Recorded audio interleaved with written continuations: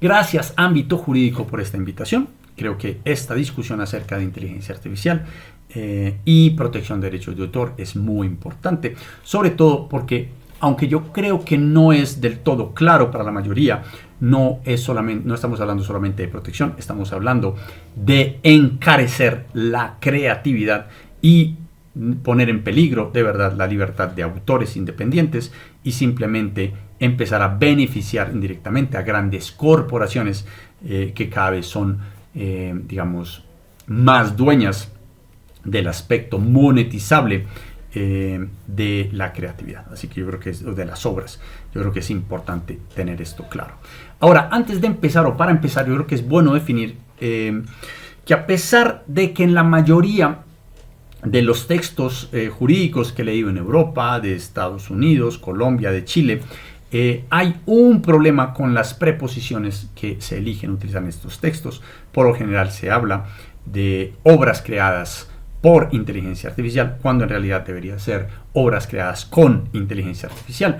En el caso de que habláramos de obras creadas por inteligencia artificial, la discusión sería si la inteligencia artificial es un sujeto y si deberíamos conceder derechos, porque si hay un sujeto, pues sencillamente pues es un diálogo muy diferente. Hasta donde yo sé, la inteligencia artificial no tiene conciencia, no tiene libre albedrío, y por lo tanto deberíamos estar hablando siempre de creado con.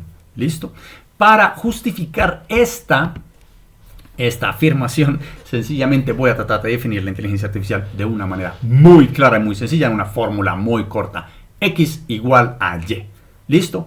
X es el input del usuario que llega a una plataforma como ChatGPT, como BART o como cualquiera de estas plataformas de inteligencia artificial que te ayudan a crear imágenes, videos, audios, tantas cosas, dependiendo del propósito para que se haya creado.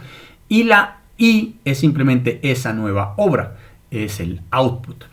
Y esto nos lleva obviamente a entender que para que la inteligencia artificial, esta herramienta, cree algo, necesita un input, unas instrucciones, unas órdenes, que generalmente no simplemente es yo pongo escribe esto o crea esto o hazme esta imagen, hazme este video, sino que generalmente tiene varios inputs que son necesarios para que la obra termine siendo exactamente como el usuario la visualiza antes de empezar a trabajar con la inteligencia artificial, ¿cierto? Creo que esto es importante.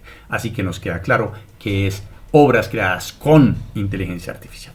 Ahora, es importante abordar la parte de la práctica y la teoría. Yo creo que en este momento la gente está muy metida en la práctica, en la teoría, donde esto hay que hacerlo, este nuevo concepto, este nuevo uso, lo que sea.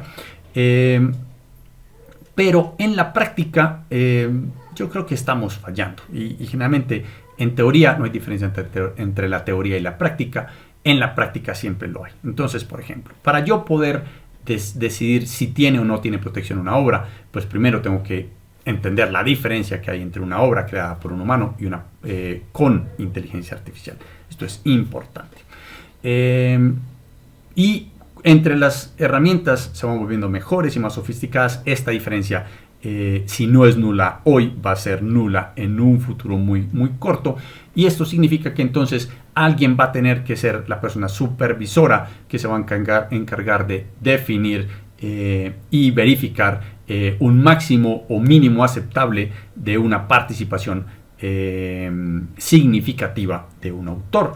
Y al final vamos a llegar a una solución que simplemente roza con lo absurdo, que es: utilicemos una plataforma de inteligencia artificial para saber qué porcentaje de esta obra es con inteligencia artificial.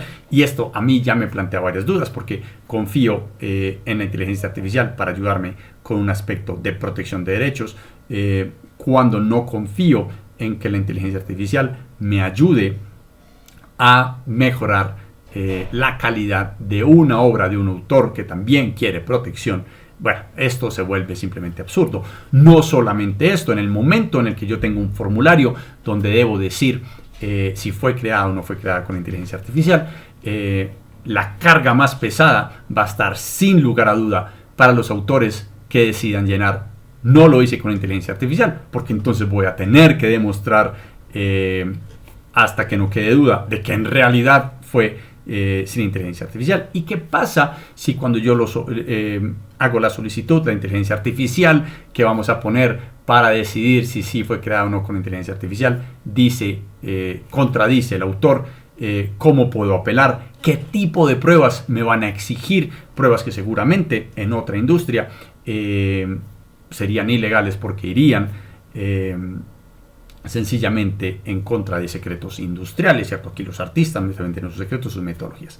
Así que para no extenderme mucho más, creo que esta discusión no solamente trata de la protección de los derechos de los autores y la protección, digamos, de la creatividad como tal, sino también del encarecimiento de la creatividad para los autores, porque en el momento en que estos procesos se vuelven realmente complejos, donde yo voy a tener una carga de prueba para demostrar que sí o no utiliza inteligencia artificial, hasta qué punto, hasta qué porcentaje, pues para los autores independientes, los creadores independientes, esto va a ser inviable, mientras que para grandes corporaciones que sí tienen fondos para este tipo de procesos, pues sencillamente va a ser una carta blanca. Yo creo que esta discusión es mucho más profunda, no solamente se trata de protección de derechos de autores, sino de la protección de la creatividad y el acceso a la creatividad para todos los creadores.